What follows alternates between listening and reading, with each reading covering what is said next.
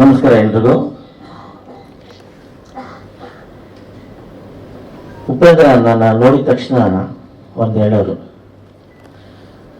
ನೀವು music direction ಮಾಡೋದಕ್ಕಿಂತ ಒಳ್ಳೆ ನಿರ್ದೇಶಕರಾಗ್ತೀರಾ ನೀವು ಅಂತ. ಅದೇ ಒಂದು ಸ್ಲೋಗನ್ನ ನಾನು ಚಂದನ್ಗೆ ಹೇಳ್ತೀನಿ.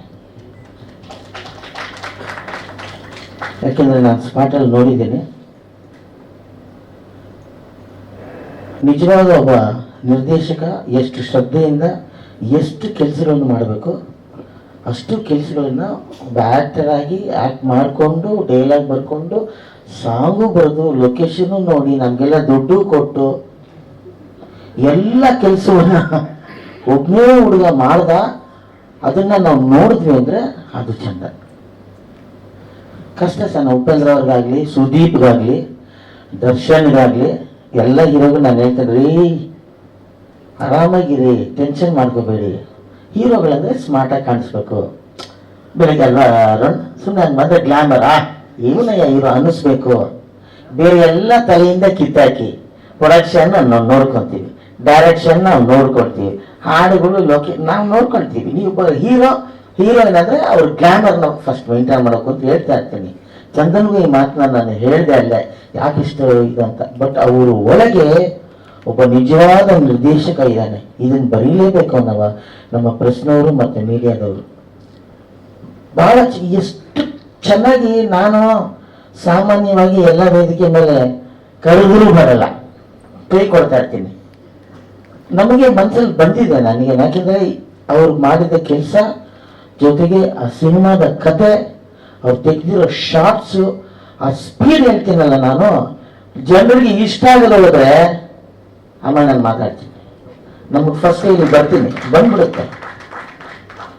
ಅಂತ ಒಂದು ಅದ್ಭುತವಾದ ಸಿನಿಮಾ, ಜೊತೆಗೆ 2 ಹೀರೋಯಿನು. ನೀವು ಮದುವೆ ಆಗೋಯ್ತಾ?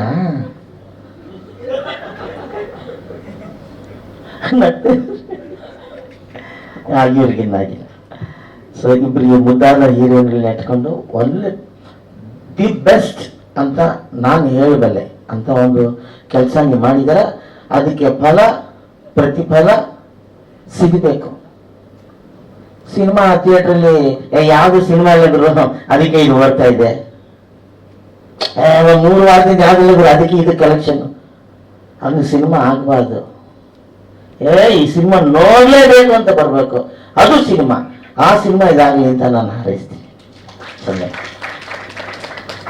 ಸುದೀಪ್ ನಂಗೆ ಭಾಳ ಕ್ಲೋಸ್ ಆಗ್ಬಿಟ್ರೆ ಆಮೇಲೆ ಬರ್ತಾ ಅವ್ರ ಬಗ್ಗೆ ಒಂದೇ ಮಾತು ಹೇಳ್ಬಿಡ್ತೀನಿ. ಅವ್ರ ವಾಯ್ಸ್ ಅಂತೂ ನಾವು ಮ್ಯಾಚ್ ಮಾಡೋಕ್ಕಾಗಲ್ಲ, ಹೈಟು ಮ್ಯಾಚ್ ಮಾಡೋಕ್ಕಾಗಲ್ಲ. ಆದರೂ ಸುದೀಪ್ ಜೊತೆ ಬೇಕಾದ ಸಿನಿಮಾ ಮಾಡ್ಬಿಡ್ತೀನಿ. ಆ್ಯಕ್ಚುಲಿ ಅವ್ರು ನನ್ನ ಫ್ಯಾನು. ಅವರು ಚಾಮುಂಡೇಶ್ವರಿ ಸ್ಟುಡಿಯೋಗೆ ಹುಡ್ಕೊಂಡ್ಬಂದ್ರು ನನ್ನ ಒಂದೇ ಹಾಡಿಗೆ, ಯಾವ್ದಲ್ಲಿ ಬಿಡುನಿ ಆ ಸಾಂಗಿಗೆ ದೊಡ್ಡ ಫ್ಯಾನು. ಆಮೇಲೆ ನಾನು ನೋಡಿದಾಗೆಲ್ಲ ಫಸ್ಟ್ ಅವ್ರ ಬಾಯಲ್ಲಿ ಬರ್ತಾ ಇದೆ ಇದು ಒಂದೇ ಸಾಂಗು. ಸುದೀಪ್ ಒಂದು ಸಾಂಗ್ದ ಟೈಟಲ್ ಕೂಡ ನನಗೆ, ಈಸ್ ಆಕ್ಚುಲಿ ಒಳ್ಳೆ ಕಂಪೋಸರ್ ಕೂಡ, ಈಸ್ ಅ ಮ್ಯೂಸಿಕ್ ಕಂಪೋಸರ್ ಕೂಡ, ನಾಟ್ ಓನ್ಲಿ ಸಿಂಗರ್, ರೈಟರ್ ಕೂಡ ಸುದೀಪ್ ಅವರು. ತಿತಿಲಿ ಅಂತ ಒಂದು ಹಾಡು ಮಾಡಿದ ಸ್ನೇಹಿತರೆಲ್ಲ ಗೊತ್ತಿರ್ಬೇಕೇನೋ. ಆ ಸಾಂಗ್ನ ನನ್ನ ಮುಂದೆ ಹಾಡಿದ್ರು. ಎಲ್ಲೋ ನೋಡ್ಬೇಕು ಅವ್ರು ಏನು ಅನ್ಕೊಂಡು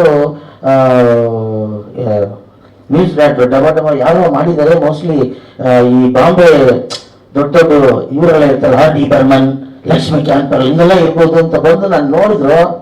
ನೀವೇನ ಸಾಂಗ್ ಮಾಡಿರೋದು? ಯಾಕೆಂದ್ರೆ ನಮ್ಮ ಅವತಾರ ಆಗಿತ್ತು, ಆಮೇಲಿಂದ ಇವರು ಅದೇ ಅವತಾರನೇ ಇದೆ. ಅದಾದ್ಮೇಲೆ ತುಂಬ ಕ್ಲೋಸ್ ಫ್ರೆಂಡ್ ಆಗಿಬಿಟ್ರು ನನಗೆ ಸುದೀಪ್ ಅವರು. ಅವರು ತುಂಬ ಯಂಗ್ಸ್ಟರ್ಸ್ಗೆ ಪ್ರೋತ್ಸಾಹ ಕೊಡ್ತಾರೆ, ಅದೇ ಬೇಕು ಯಾವಾಗಲೂ. ಅಭಿಮಾನ ಅಷ್ಟೇ. ನಾವು ಹೇಗಿರ್ತೀವೋ ನಮ್ಮ ಜೊತೆ ಇರೋರು, ನಮ್ಮ ಸಂಘ, ನಮ್ಮ ಅಭಿಮಾನಿಗಳು ಹಾಗೇ ಇರ್ತಾರೆ. ಸತ್ಯ ಅಲ್ವಾ? ಸೊ ಈ ಹಾಡಲ್ಲಿ ನಂಗೆ ತುಂಬ ಇಷ್ಟ ಆಗಿದ್ದು, ನಮ್ಮ ಹೀರೋಯಿನ್ ಒಳ್ಳೆ ಸಿಂಗರು, ಅದನ್ನೆಲ್ಲ ಇವ್ರ ಕೈಲಿ ಒಂದು ಆಡಿಸ್ಬಿಡ್ಬೇಕಾಯ್ತು. ನನ್ನ ಕ್ಯಾರೆಕ್ಟ್ರು ಯಾರು ನಗದು ಹೋದ್ರೆ ಆಮೇಲೆ ಅಂತ ನಗಲೇಬೇಕು. ನಾನು ಥಿಯೇಟ್ರಲ್ಲಿ ಸುಮಾರು 2 ಡೈಲಾಗ್ ಹೇಳಿದ್ರು ಕೂಡ ತುಂಬ ಇಷ್ಟಪಡ್ತಾರೆ ಎಲ್ಲರೂ. ಆದರೆ ಈ ಸಿನಿಮಾದಲ್ಲಿ ನನ್ನನ್ನ ಬೇರೆ ಒಂದು ಕಲರಲ್ಲಿ ತೋರಿಸಿದಂತ ಒಬ್ಬ ನಿರ್ದೇಶಕ, ಒಬ್ಬ ಹೊಸ ನಿರ್ದೇಶಕ ಅಂದ್ರೆ ಅದು ಚಂದನೆ. ಬೇರೆ ಕ್ಯಾರೆಕ್ಟರ್ ನಮಗೆ ನನ್ನ ಮಗ ಹೇಳ್ತಿರ್ತಾನೆ, ಏನಪ್ಪ ಎಲ್ಲ ಸಿನಿಮಾ ಒಂದೇ ತರ ಮಾಡ್ಬೇಡಪ್ಪ ನೀನು, ಬೇರೆ ತರ ನೀನು ಪರ್ಫಾರ್ಮ್ ಮಾಡಪ್ಪ ಅಂತ. ಪರ್ಫಾರ್ಮ್ ಮಾಡೋದಿಲ್ಲ, ಪರ್ಫಾರ್ಮ್ ಮಾಡೋದಿಕ್ಕೆ ಅವ್ರ ಕೆಲಸ ತಗೋಬೇಕು ಡೈರೆಕ್ಟರ್.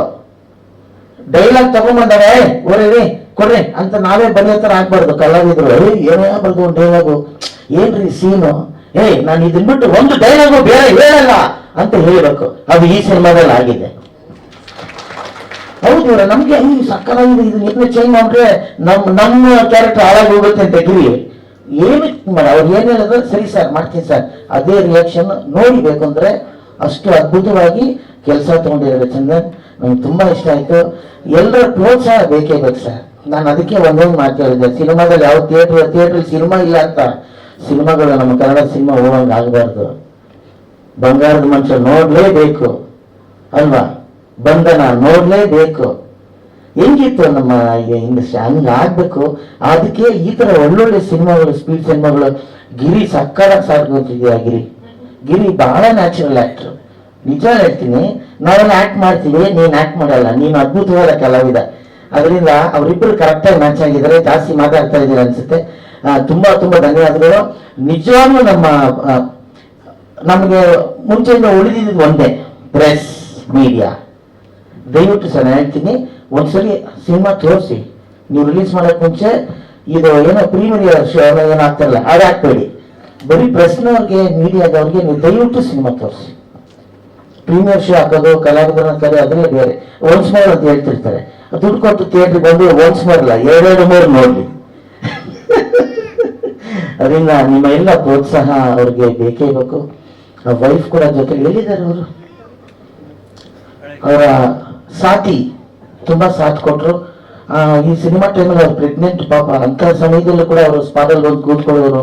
ನಮ್ಗೆ ಊಟ ಆಗಲಿ, ನಮ್ಮನ್ನ ನೋಡ್ಕೊಂಡಿದ್ದ ರೀತಿ ಆಗಲಿ, ಚಂದನ್ ಬಹಳ ಚೆನ್ನಾಗಿ ನೋಡ್ಕೊಂಡ್ರಿ. ಚಂದನ್, ನಿಮ್ಗೆ ಒಳ್ಳೆ ಮನಸ್ಸು ಕೂಡ ಇದೆ. ಕಲಾವಿದಲ್ಲಿ ಬೆಲೆ ಕೊಡ್ತೀರಾ, ನಿಮ್ಗೆ ಒಳ್ಳೇದಾಗ್ಬೇಕು ಅಂತ ದೇವರಲ್ಲಿ ಆರಿಸ್ತೀನಿ.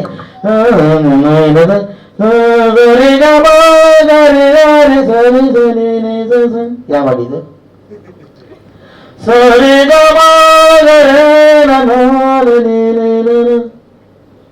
ನೀ ನನ್ನ ಜೀವ ಜೀವ ಜೀವ ಜೀವ ಕಡೆ. ಆ ಬಿಡ್ಸ್ ಲೈನ್ ಮಾತ್ರ ಬ್ಯೂಟಿಫುಲ್ ಆಯ್ತು, ವೆರಿ ಫೈನ್. ಯಾರು ಮೀಸಲಿದ್ರಾಗಿರಷ್ಟೇ ಟಕ್ ಅಂತ ಮನಸ್ಸಲ್ಲಿ ಕೂತ್ಕೊಳ್ಳುತ್ತೆ. ಅದರಿಂದ ಈ ಹಾಡು, ಎಲ್ಲ ಹಾಡುಗಳು ಚೆನ್ನಾಗಿದೆ. ಈ ಸಿನಿಮಾ ಹಿಟ್ ಆಗ್ಬೇಕು ಅನ್ನೋಕ್ಕೋಸ್ಕರ ಇಷ್ಟೊಂದು ಮಾತಾಡ್ಬಿಟ್ರೆ ಅನ್ಸುತ್ತೆ.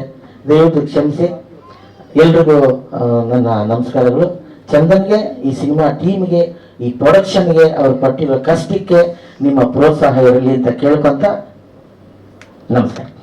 Thank you so much Sadhu Kokila sir. ನಿಮ್ಮ